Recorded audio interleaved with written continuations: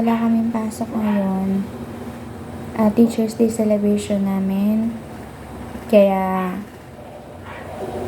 nag-decision yung school director namin na i-cancel mo na yung pagpasok namin kasi nga i-treat yung bawat teachers, ilalabas sila, ikakain sa labas. So, bukas na ang pasok namin. So, sorry, hindi na ako nakapag-vlog kahapon. Kasi, I'm so busy sa examination. So, alam nyo ba,